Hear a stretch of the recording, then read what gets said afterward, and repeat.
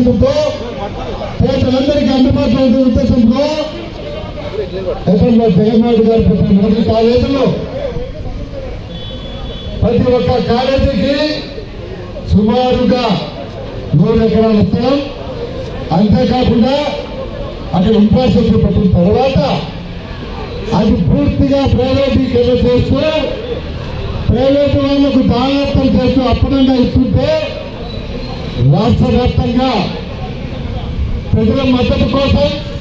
1 కోటి సంతకాల సేకరణ చేపట్టి ప్రజా ఉత్తర్వులు నిర్మించి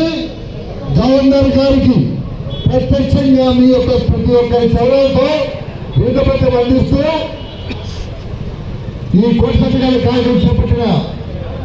మీ వైఎస్ఆర్సీపీ నాయకులకు ప్రతి ఇంటికి పోయి వారి ప్రజల వద్ద మద్దతులు తెలియజేసిన కార్యకర్తలందరూ కూడా మొత్తం మనం చేసుకుంటున్నాం. ఈరోజు రాష్ట్రంలో 1 కోటి సంతకాల సేకరణ అనుకుంటే 1 కోటి సంతకాల కంటే ఎక్కువగా ప్రజలందరూ కూడా స్వయంగా వాళ్ళ సంస్థలతో మద్దతు తెలిపారు. ఈ ప్రోగ్రాం పెట్టినప్పుడు తెలుగుదేశం వాళ్ళు ప్రతి తాను ఆంక్షలు పెడుతూ ప్రజల పైన కేసులు పెడుతూ తిరిగే వాళ్ళని బెదిరిస్తూ ఇంత పెద్ద ఎత్తున అరాచకంగా చేసినా కూడా ఈ రోజు ప్రజలందరూ కూడా రాష్ట్రవ్యాప్తం చేపట్టే ఈ ప్రైవేటీకరణకు వ్యతిరేకంగా మద్దతు తెలుపుతూ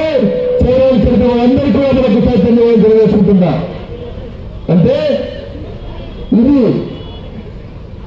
నిజంగా మెడికల్ కాలేజీ అనంతపురం జిల్లాకు ఈ రోజు అవసరం లేకపోయినా కూడా ప్రైవేటీకరణకు వ్యతిరేకంగా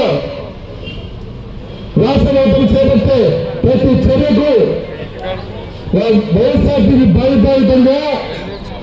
ప్రజాపక్షాన్ని నుంచి అపోజిషన్ పార్టీగా ఒక ఉద్యమం తీసుకునే ఉద్దేశంతో చేపట్టిన ఈ కార్యక్రమానికి ఇంతవరకు మేమంతా కూడా వీసంగా మీరందరూ కూడా మద్దతు తెలుపు ఈ కార్యక్రమం చేపట్టడం చేశారు.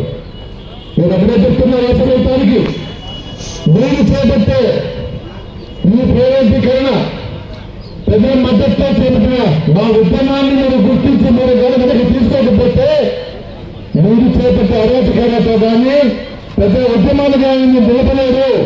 రాబోయే కాలంలో మీకు అంతిమ జరిగిన ప్రభుత్వానికి మనం చేసుకుంటూ ఈ అవకాశం ఇచ్చిన అందరికీ ధన్యవాదాలు తెలియజేసుకుంటున్నా.